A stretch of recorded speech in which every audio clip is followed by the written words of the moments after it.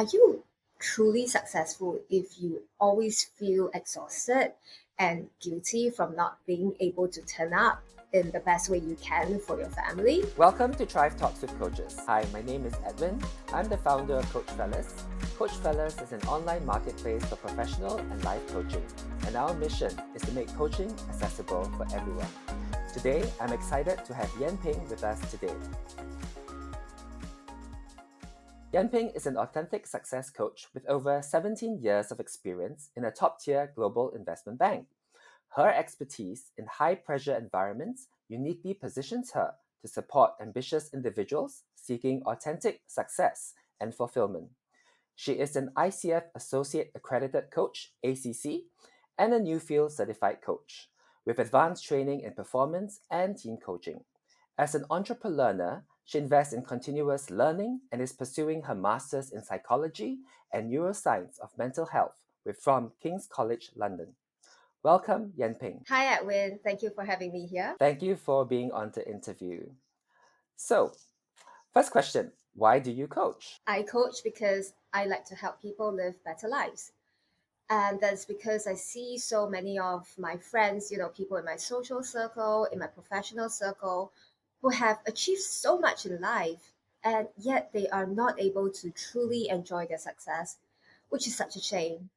And instead, they are constantly feeling not enough and burnout. And I lived through that myself, and I know that life does not have to be like that. Life is just too short and precious to be wasted this way. And so I'm passionate about helping people live the lives that they deserve. So you mentioned that you transitioned from investment banking to coaching. So how was your experience in financial or like the financial institutions influence your coaching approach? So to give you a little bit of background, so what happened was that sometime in 2021, I started to feel rather restless at work. And that was, about more than a year into COVID. And I couldn't do the frequent traveling that I was used to, which was something like 10 personal trips a year. Wow. And that may sound quite extreme, but that was what I used as my coping mechanism to get away from what I did not like about work. And being stuck on this tiny island, I was forced to evaluate my life and how my job was serving me, because it's just such a big part of my life, right? You don't really get to do anything else. And that was when it became clear that despite all the positives of my job, it was actually draining me much more than it energized me. And all the shopping and the beautiful things and experiences that I bought couldn't really change that fact. And so that was the push. But I also started getting curious about what else is out there and how else I could contribute to this world. And I have this belief that I have the potential to do more and to add more value to the world in a much more meaningful way, although I did not know how yet. So then there was that pull factor as well. But what was clear to me was that I'm never going to figure that out if I continue to stay in banking, just because of how demanding the role is. I really needed time and space to reflect and to explore. And so I decided that it's time to close the chapter in my banking career, after close to 18 years, to embark on this journey. And to be honest, I kind of fell into coaching by accident. I didn't really understand what coaching was before, but a friend suggested that I check it out. So it's like until then, the coaching that I know is like I know what a swimming coach is, what a tennis coach is, but life coach, executive coach, like honestly, I had no clue. And I was initially kind of skeptical, and the intellectual side of me was thinking like it's all kind of like ooh. But regardless, I'm like, what do I have to lose? So I did some research. I chatted with a few people, and I kind of just took a leap of faith to join the coaching program. And as I started coaching, I realized how much of an impact I can actually make on my clients and how I really enjoy helping people and the fulfillment that I get from helping my clients gain clarity and the ability to move towards the future they want was tremendous. And looking back, that's actually what I enjoyed most about my job in banking, helping clients find solutions to their problems. It's just that I couldn't make the connection before, but I've never looked back since. You mentioned helping your clients. So, what are the key challenges you've observed with working with your clients who are typically high achieving individuals that's always in high pressure environments? How do you help them to navigate these challenges that they're facing? What I observed firsthand in the dealing room, right? That is where for most of my life, I experienced like high achievers. So what I see firsthand and what I experienced myself when I was still in banking is that high achieving individuals, they often operate out of this fight or flight mode Mm, because the dealing room is such a brutal environment. There is, you know, there are high performance targets. And if you're lucky, headcount cuts twice a year, sometimes there's more. So there is a lot of aggression there because it literally is the survival of the fittest. mm, And given how fast paced the markets are, people often operate out of autopilot, out mm, of habits that they learn over time that have worked. And they very often continue to operate in that same way outside the dealing room as well. mm, There is very little awareness around whether and how their behavior serves them. So, as a result, in the long run, there is a lot of burnout and mm, unhappiness, no matter how much money they are making and how good their title and their life looks on the surface. In right. fact, this is a common thread that I observe in high achievers across different industries. It really is not that different from outside finance. And often they think that in order to keep their jobs and sustain their current lifestyle, the only way to do that is to sacrifice, whether it's Mm, time with their family or their health. And they are unsatisfied with their lives in so many ways, but they feel powerless to change anything. mhm, And you're talking about some of the smartest, most capable, mm, and driven people. right. So the way I help them is by first helping them take stock and creating the awareness of how their life is right now. And surprisingly, this is something that most people don't do. Mm, They do so for the tangibles, like how much money they have in their account, the bags mm, that they buy, the jewelry they have in their drawers, the properties that they're buying, but much less so for the intangibles, mm, especially things like quality time with the family, the people they care about, sleep, their physical and mental health, right. happiness, and the overall state that they are in. So first we have to, explore the now, and then we look at how they want their life to be, Mm, whether it is at work, whether it's at home, or in any other areas that matter to them. And this can be unexpectedly difficult for many people mm, because they have been living their lives in such a suboptimal way for so long that they struggle to believe that it can be any different. right. So I see a lot of like binary, black and white kind of thinking, like this mentality that if I choose to live a happier life or if I take care of myself more, my career will go to tatters. Mm, And very often that really is not true, right? And without that belief that they can design and live the life that they want, they cannot even begin to envision their ideal life. But crucially, you cannot manage what you don't measure, right? So only when they are clear on where they are now and versus where they want to be, then we can deep dive into how they can best show up mhm, and what needs to change in order to help them achieve the outcomes that they want. right. And I guess a critical part in being able to make the change is really having them take responsibility for Mm, how they contribute to the outcomes and the awareness that they have the power to decide what is most important to them mhm, and where they want to really use their energy. mm, And once mm, mm. people realize that they have choices, a whole range of outcomes then becomes available to them. You mentioned earlier on that a lot of people come to you when they feel like they are a bit burnt out or feel a bit stressed, right?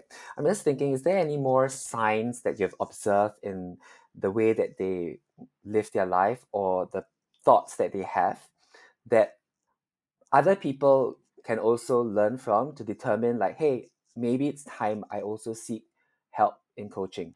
In these high achievers, because they're often operating out of, like I mentioned, fight Mm. or flight, high stress. If you look at the neuroscience behind it, when you're stressed, you're not getting enough sleep, your cognitive functions, they are compromised. Mm. It's not like woo, it's not like, your parents telling you, oh, you should go to bed early, drink enough water.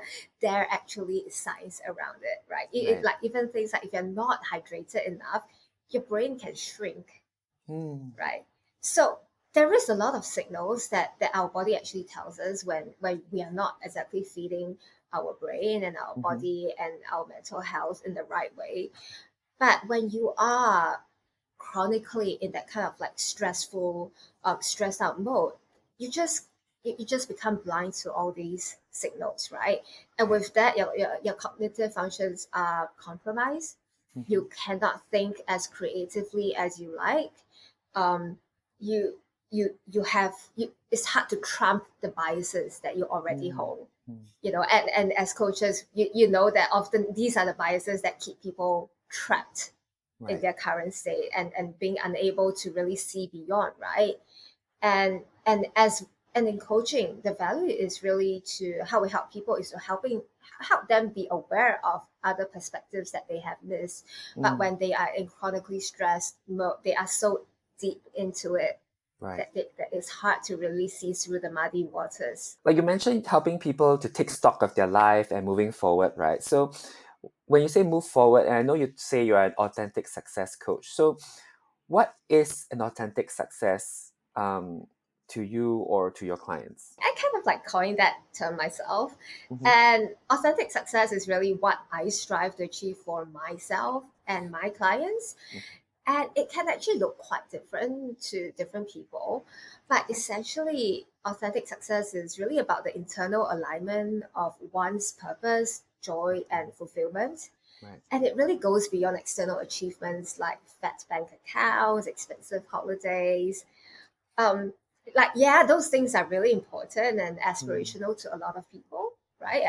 I don't deny that, and it was the case for me as well for the first 10, 15 years of my career, especially as I grew up in a blue collar family and I really want to build the better life that I want for myself, which Mm. I Mm. ultimately did.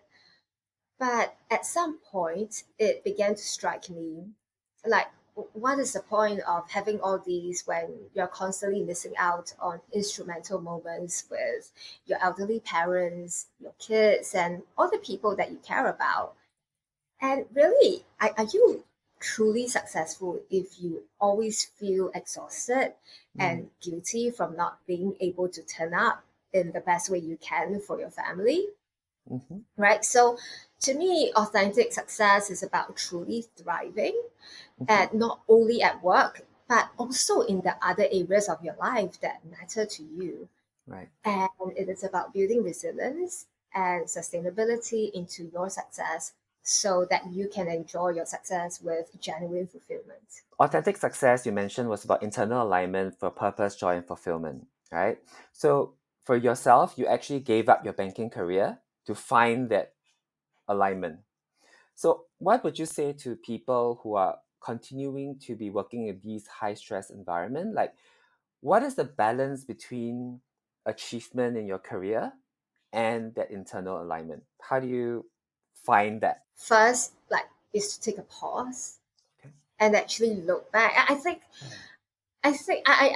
can't say about whether for other people, but I think for me, my personal experiences, once I graduated from university, and you kind of like, you just hit the ground running, right? Mhm. Like, you start in a job and you want to really excel at it. And for the first 10, 15 years, it's quite clear, right? I mean, if the job is kind of giving you what you want, and in my case, it was the monetary Mhm. benefit. It was maybe the prestige of where I was working and the role that I was doing, and it was kind of like straightforward. Like, okay, now I'm here, so I want to gun for the next level, the promotion, bigger bonuses, more responsibility, it's quite straightforward. And we kind of, I did for sure, operate out of that autopilot mode, right? I don't really think too much. I was really just enjoying my success. And I guess for a big part of that initial 10 years or so, I was perhaps having an authentically successful life because I get to buy all the experience that I like. But the seasons in our life change, right? And I think very often people don't pay attention to that. The things that were driving them previously, they may start to take a back seat, right? As, maybe you get married, you have kids, and instead of like pouring your heart and soul and all your hours into your career, now you have all these new responsibilities, right? Oh, how do I raise a young child? How do I make sure that, we spend all this quality time together? And then people just kind of like add this on, but we have only 24 hours a day, right? And then they tend to sacrifice themselves.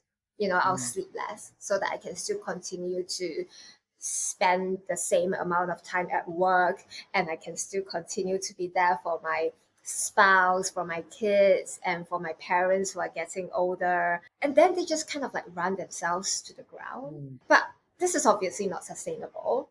But people don't realize that. They don't actively say like, okay, hold on, what's going on now in my life, and is this the best way to do things or not? People are kind of like just coping, like just finding hacks to do things. So I think really the first step is to just like take a pause, take stock. Is this where is it that I want to really focus my energy on? Or are there better ways that I can, still deliver the results that I used to at work, but in a more efficient way, in a more productive way? How do I leverage on the people that I work with? Because people, you just do things out of habit, right? You did things like this like 5 years ago, it worked, and so like you just keep doing it. So for me, it was quite a drastic step, obviously, to say goodbye banking. I'm not coming back, and I appreciate that not everybody has that luxury to do it.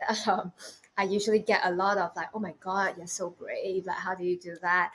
But for me, it was the right thing to do, and it's not necessarily the right thing for everyone. But I think what everybody certainly have the luxury to do is to just take a pause and reevaluate. What does this season of my life look, and is it working? And if it's not, how would I like it to be?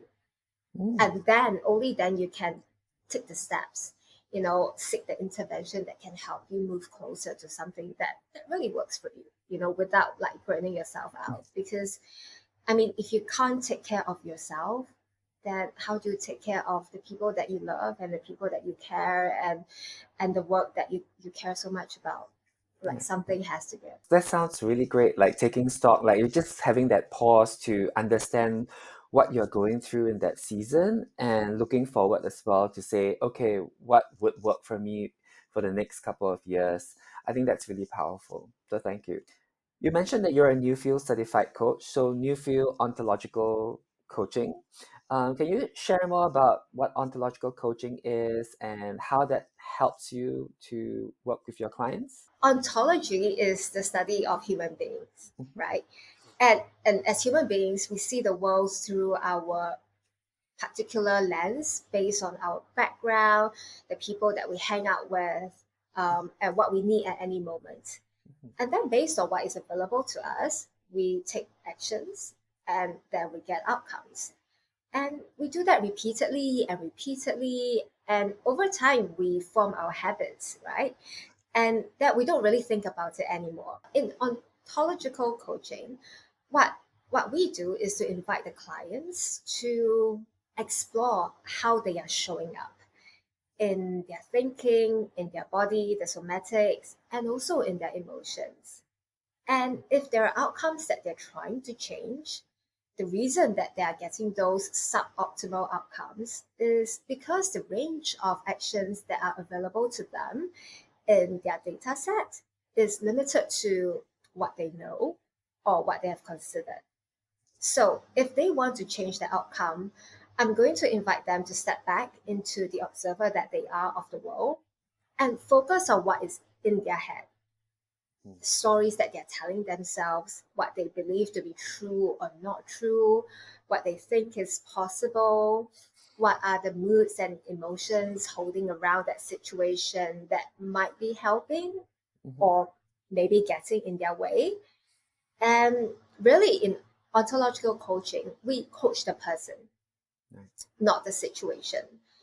And the beauty with that is that, by coaching the person, we will uncover their limiting beliefs.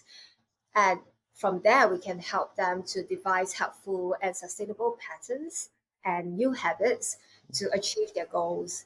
And that can happen even after they no longer have the support of their coach. I know you're taking a degree in psychology and neuroscience.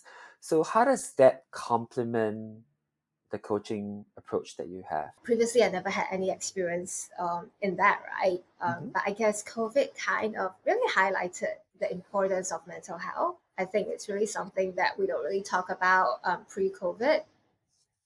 I came from a finance background. My undergrad, my bachelor's had nothing to do with anything about psychology or neuroscience or anything like that. But it just felt really appropriate for me, when I came across what King's College London was offering, and I thought, wow, I'm really interested to find out more. So I took up this course at King's College London, and it really gave me a holistic background from genetics, social factors, environmental factors, mindfulness, behavioral and psychological aspects of the human condition, all of which I use to help me refine my coaching methodology for greater coaching effectiveness. And also my knowledge in neuroscience helps me support my clients in achieving higher potentials by optimizing learning, promoting creativity, what I talked about earlier, and also improving the regulation of emotions and stress for sustainable results. So without breaking confidentiality, would you have like an example of like how you help your client to actually break through their self-limiting beliefs and achieve that sustainable result? I mentioned mindfulness, and I think we've talked about how a lot of clients, they don't really have this kind of self awareness, Yeah. right? They kind of like, they just go about in life, like just this body bring their brain from like place to place, and just really operating and being quite reactive to what happens around them rather than really taking control of that situation, right?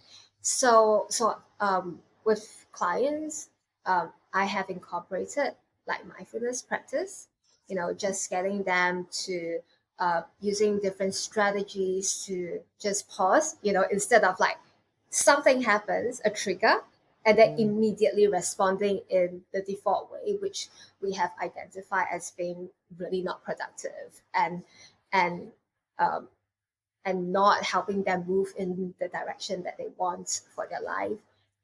Just first being aware of what is happening within them, what are the emotions that are showing up, right? Although I want to fly, I want to fly, I want to get out of this situation, so I'll just say yes, just so that I can escape as quickly as I can, right?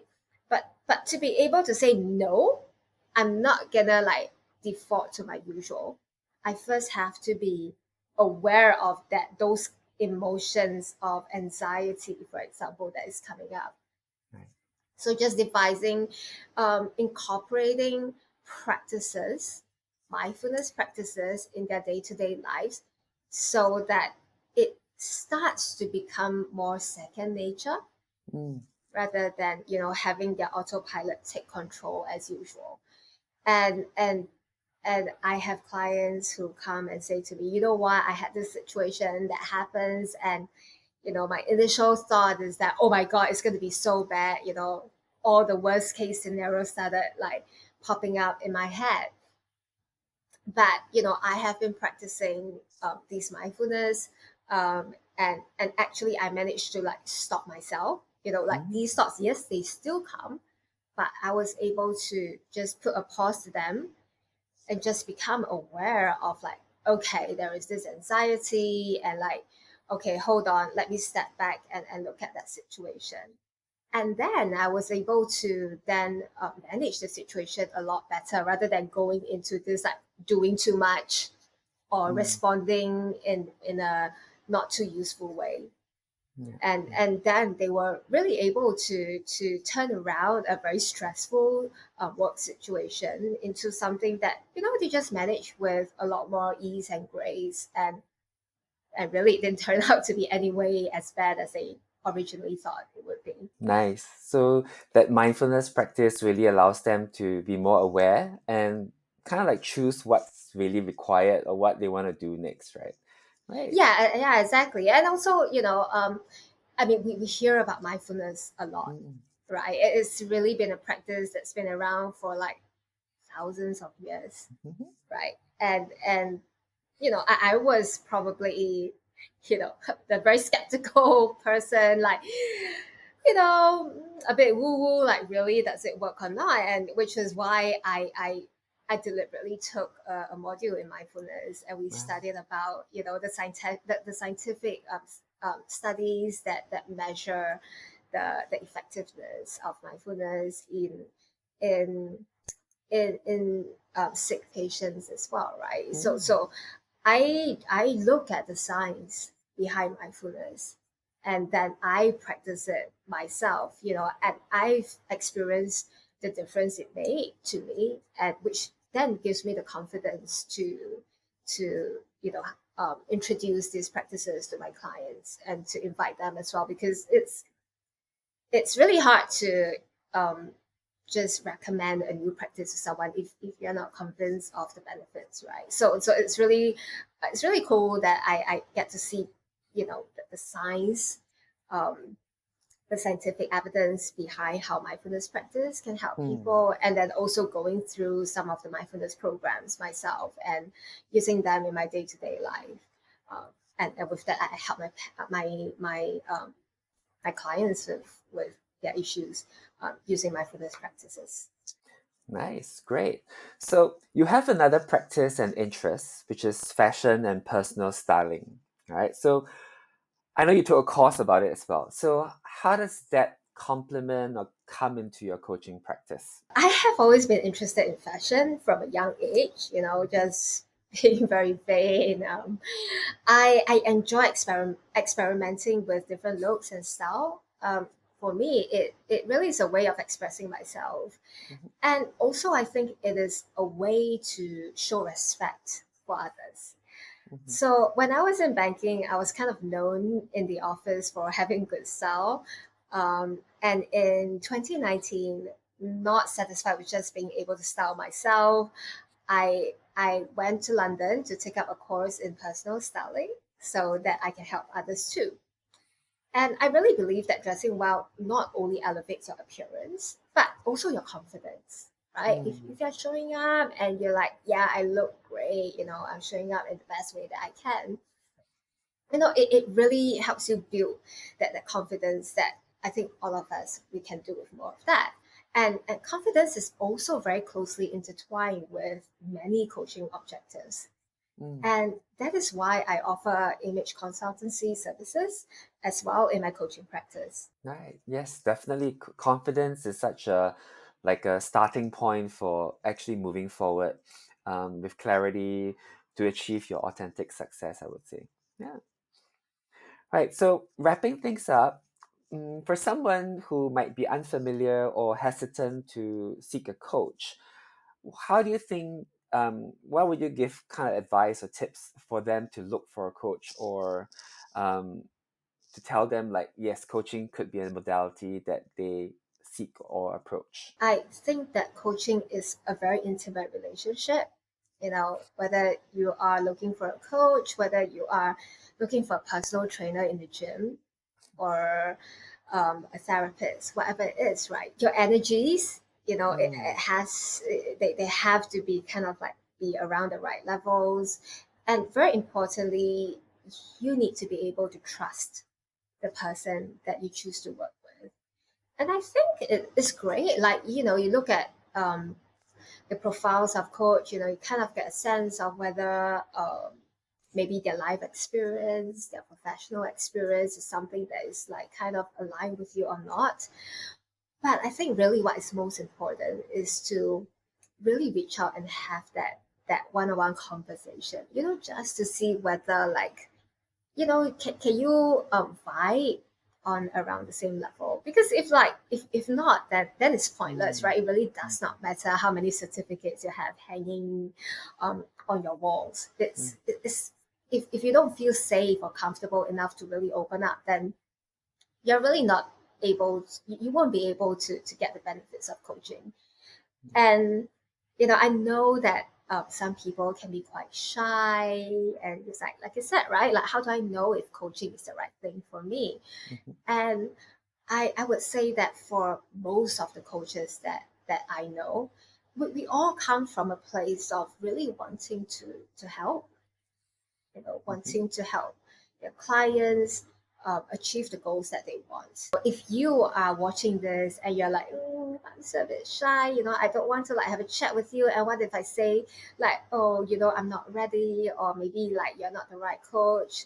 It's gonna be so awkward, like don't be, because I won't get offended. And I think most of us wouldn't get offended, right? Like we understand that this is a very special kind of relationship.